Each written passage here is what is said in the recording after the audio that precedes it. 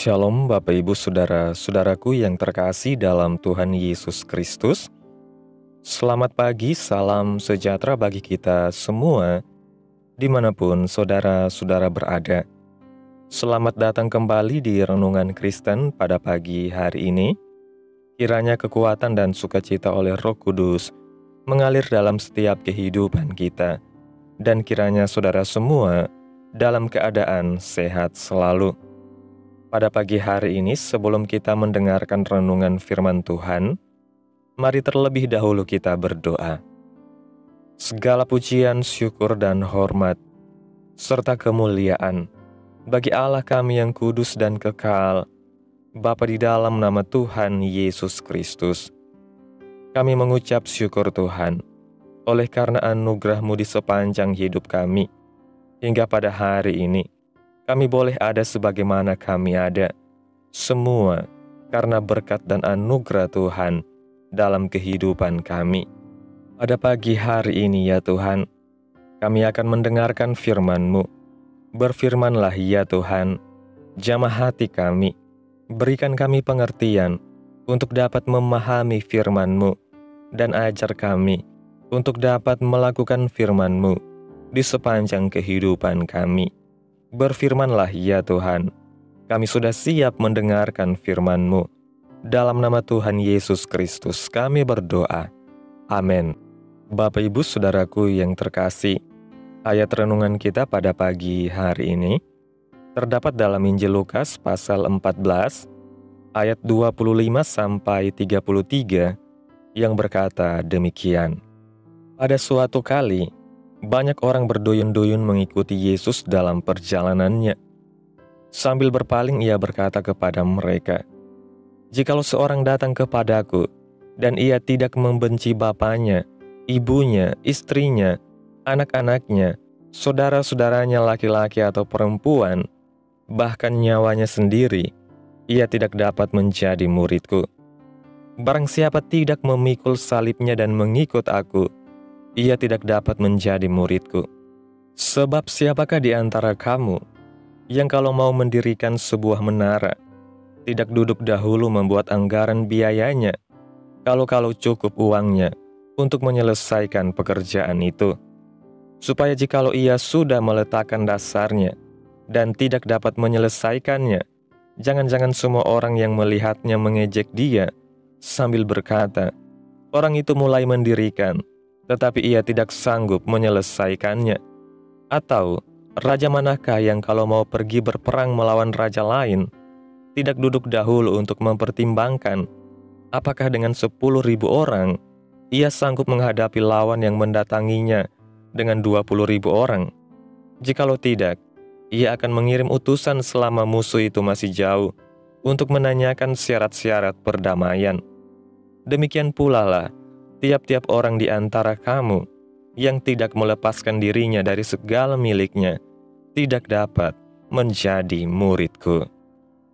Bapak Ibu Saudaraku yang terkasih, Yesus melihat orang banyak yang berduyun-duyun mengikutinya dalam perjalanan, bahwa Yesus mengetahui bagaimana motivasi orang banyak itu untuk mengikutinya. Apakah mereka memiliki motivasi yang benar mengikuti Yesus? Atau hanya karena mereka mengikut Yesus karena terhanyut dengan popularitas Yesus yang banyak dibicarakan orang-orang? Maka, jika hanya mengikut Yesus dalam sekumpulan orang banyak yang hanya ikut-ikutan, itu belumlah bisa dikatakan sebagai pengikut Yesus yang sejati. Maka Yesus memberikan suatu pengajaran kepada mereka. Hal mengikut Dia bukanlah semudah mendengarkan apa kata orang tentang Yesus, tetapi mengikut Dia adalah keputusan yang terbesar yang dapat diputuskan oleh seseorang dalam hidupnya. Mengikuti Yesus menjadi keputusan yang terbesar, karena setiap orang yang mau mengikut Yesus haruslah mau mengorbankan semuanya hanya untuk mengikut Yesus. Yesus menjelaskan bahwa seorang yang mau mengikut Yesus dan menjadi murid-muridnya adalah jikalau seorang datang kepadaku dan ia tidak membenci bapaknya, ibunya, istrinya, anak-anaknya, saudara-saudaranya laki-laki atau perempuan, bahkan nyawanya sendiri, ia tidak dapat menjadi muridku. Barang siapa tidak memikul salibnya dan mengikut aku, ia tidak dapat menjadi muridku. Kata membenci yang dimaksud di sini bukan hendak mengatakan bahwa seorang yang mau mengikut Yesus harus membenci ayah, ibu, dan sanak saudaranya. Karena jika kita menunjuk yang tertulis dalam Injil Matius pasal 10 ayat 37, bahwa seorang yang lebih mengasihi bapa atau ibunya lebih daripada Yesus, maka dia tidak layak baginya. Bahwa yang mau ditekankan oleh Tuhan Yesus adalah bagaimana setiap orang yang mau mengikut dia adalah keputusan yang membutuhkan pengorbanan. Mau untuk memikul salib, yaitu mau untuk menderita demi iman dan kesetiaan kepada Tuhan Yesus. Untuk memperjelas pernyataannya, Yesus memberikan perumpamaan tentang bagaimana keputusan untuk mengikuti Yesus adalah keputusan yang besar dan sangat menentukan. Pertama, Yesus mengumpamakannya seperti seorang yang mendirikan bangunan. Seorang yang ingin mendirikan bangunan, jika dia tidak ingin malu ketika tidak bisa menyelesaikan bangunan yang telah diletakkan dasarnya, maka perlu sebelum melakukan aksi pembangunan, perlu untuk membuat anggaran biaya. Kedua, seorang raja perlu memperhitungkan kekuatan pasukannya sebelum memutuskan untuk berperang. Dari perumpamaan ini, Yesus hendak menjelaskan bahwa keinginan mengikut Dia jangan lahir dari keputusan yang asal mengambil, hanya semangat di awal, tetapi kemudian setelah mengikutinya berhenti di tengah jalan. Karena apa yang diharapkannya dari Yesus mulanya ternyata berbeda, sebab mengikut Yesus bukanlah untuk memperoleh dunia, tetapi adalah untuk memperoleh kerajaan sorga. Bapak ibu saudaraku yang terkasih, dari pernyataan Yesus di awal dengan kedua gambaran yang disampaikan oleh Yesus hendak menjelaskan kepada kita bahwa mengikut Dia dibutuhkan komitmen untuk terus konsisten secara terus-menerus mengikuti Dia. Yesus memberikan peringatan bahwa mengikut Dia bukanlah menjalani jalan yang mudah, perlu pengorbanan, yaitu salib yang harus dipikul sepanjang jalan mengikut Yesus. Anugerah keselamatan Yesus bukanlah anugerah yang murahan, sehingga Yesus tidak mengizinkan orang yang beriman dan yang percaya kepadanya adalah sekumpulan orang banyak yang hanya ikut-ikutan dengan orang lain. Tetapi setiap orang yang percaya kepadanya adalah pengikut yang keputusannya lahir dari iman akan keselamatan yang dibawa oleh Yesus. Yesus datang adalah untuk seluruh dunia, supaya setiap orang memperoleh keselamatan dengan percaya kepada Yesus dan Injil Kristus diberitakan kepada seluruh dunia. Tetapi kita mengingat apa yang Tuhan Yesus katakan dalam Injil Matius pasal 7 ayat 21, tidak semua orang yang berseru kepada Tuhan, Tuhan, akan masuk ke dalam kerajaan sorga, melainkan dia yang melakukan kehendak Bapa yang di sorga. Tuhan melihat dan mengetahui setiap perbuatan dan motivasi setiap orang yang percaya kepadanya. Yesus tidak menginginkan pengikutnya hanya secara kuantitas atau jumlah, tetapi yang diinginkan Yesus adalah pengikut yang memiliki kualitas sama seperti Yesus. Bukan perkara yang sulit bagi Yesus membuat semua orang Israel ketika itu menjadi pengikutnya dan percaya kepadanya, sebab semua kuasa ada padanya. Tetapi yang Tuhan Yesus inginkan agar setiap orang yang sungguh-sungguh mengikutinya adalah murid yang sejati, murid yang mau berkorban untuk gurunya. Demikian pula dalam hal pekabaran Injil, Tuhan bisa saja membuat semua orang di dunia ini menjadi percaya kepadanya melalui kuasa yang ada padanya. Tetapi yang Tuhan mau adalah orang Kristen yang benar-benar lahir dari imannya yang murni dan tulus untuk mengikuti Yesus. Dalam pemberitaan Injil ada tantangan-tantangan yang berat yang harus dihadapi oleh para rasul dan juga jemaat mula-mula Tetapi justru dari situlah lahir pengikut Yesus yang setia, yang mau berkorban demi imannya, bahkan hingga mati, mengorbankan nyawanya. Dalam mengikuti Yesus, kita harus siap menerima konsekuensi atau keputusan iman kita kepada Yesus, yaitu mau memikul salib dan meninggalkan keinginan duniawi hanya untuk iman kepada Yesus. Demikian juga kita merefleksikan ini dalam kehidupan pribadi kita. Apa jadinya kalau setiap permintaan kita selalu dikabulkan Tuhan, seperti yang kita pikirkan dan kita inginkan? Bisa-bisa kita menjadi orang Kristen yang manja dan malas. Jika demikian halnya, Dia bukan Tuhan lagi namanya, tetapi kita percaya bahwa Tuhan pasti akan jawab doa-doa kita. Hanya saja Tuhan punya caranya sendiri untuk menjawab doa kita, dan jawaban doa adalah jawaban yang terbaik dari Tuhan. Sekarang, orang Kristen secara kuantitas bertambah karena mengikut agama orang tuanya. Maka pertanyaannya, apakah mereka ini benar-benar dipersiapkan menjadi seorang pengikut Kristus yang murni, yang setia, yang rela berkorban untuk Tuhan Yesus? Nyatanya, banyak yang menyatakan diri Kristen, tetapi pada akhirnya murtad karena pernikahan, pekerjaan, pergumulan, dan sebagainya. Banyak hal-hal dalam kehidupan ini yang akan menguji kita. Apakah kita benar-benar pengikut Yesus yang setia dan konsisten mengikut Yesus dalam suka maupun duka dalam kehidupan ini?